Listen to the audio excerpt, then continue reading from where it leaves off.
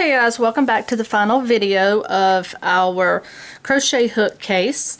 And what I did when I left you is I completed my crab stitching on the sides, and then on the bottom I just done basic single crochet. Okay, so it's all snug and it is tight in there. Now what you're going to do is you're going to decide on your button. Now this is the one that I finally decided to use. Finally. It's going to kind of match my edging. Tans, browns, creams look absolutely beautiful together with the blues. Those are actually, that's one of my favorite combinations in the world, is browns, creams, and blues. Okay, so now what you want to do, we'll do our button last. Take your yarn and you want to put your flap down and decide where you want your button. Okay, so my button is going to go about right under here.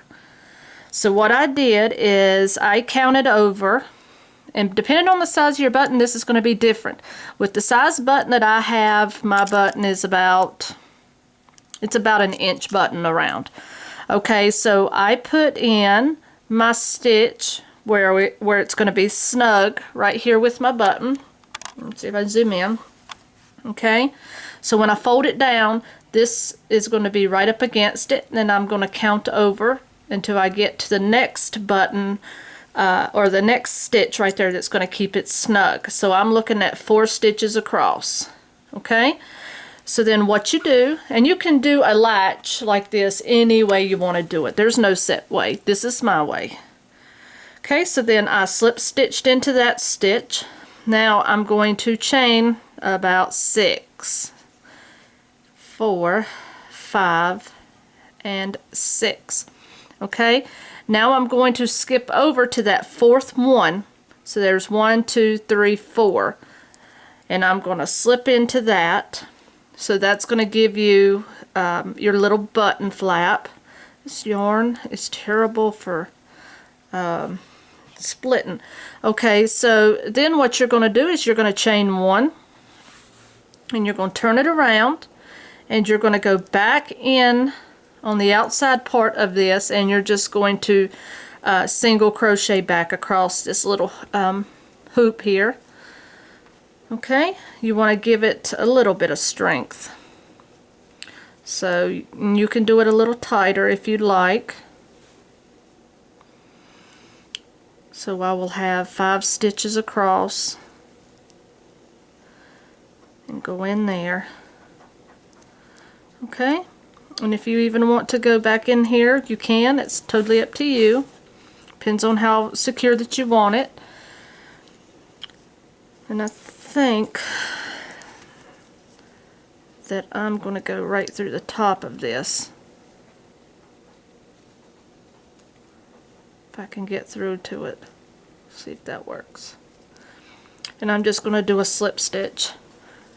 Okay, so basically that's going to be your little slip.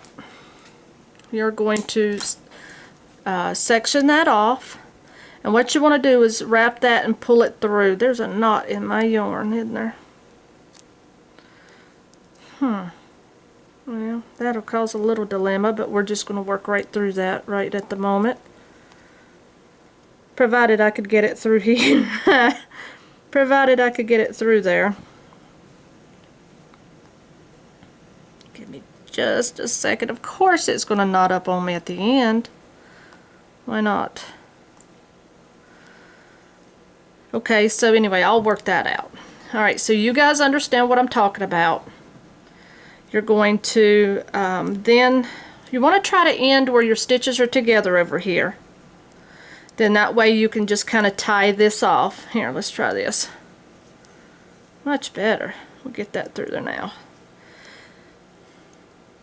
So you want to tie this off. Well, I said it was better. There we go. My gracious. So you want to tie that off there and just tie you a knot here. That way you can hold all that together. Okay, and I'll cut those off and weave those in just a second. Now you're going to turn it back around. You're going to flatten it back out a bit. And then you're going to take your needle with the same type of yarn or contrasting yarn, threading yarn, whatever you would like, and you're going to even up where you think your button should be. And I think mine's going to have to be right here. And then all you do is sew your button on.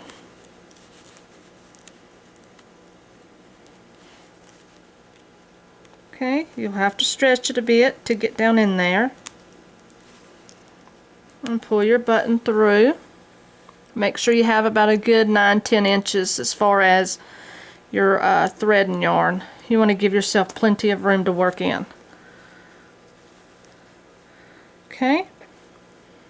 I don't know how many buttonholes you have, or little holes on your button that you have, but you kind of have to work however many you have there.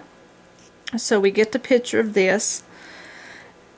So basically, once you're done with your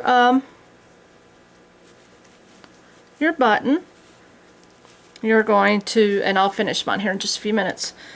You're going to fasten that off, and you're going to put your button through there. Now, as far as up here, you can also go up here and do your trim. I'm going to do the same thing up here around this edging as what I did down here. And as soon as I do that, I'll come back on, let you get a quick glance, and that will be it. But other than that, the rest is up to you. Just line your work up here, finish your button in your buttonhole, and you'll be good to go. So I'm going to do that off camera. I'm going to finish mine up and get it set the way that I want it, and then I'll come back and let you see a quick peek.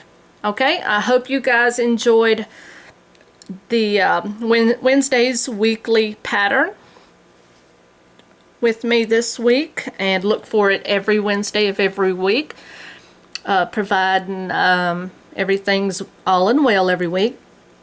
So if you have any suggestions also, if you would like to see me do a certain pattern on Wednesday, feel free to email me at stitchinstacy@yahoo.com. I will put that in the link below, and also I will put the red heart link below where you can find this similar pattern. Now mind you, I did do a lot of alterations to their pattern to make it my own, so I did point those out as I went along.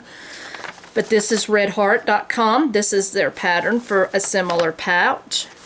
So until I finish up with this video, guys, I hope you have a happy hooking day, and I would be interested in seeing your cases once you got completed with them. So until next video, talk to you guys later.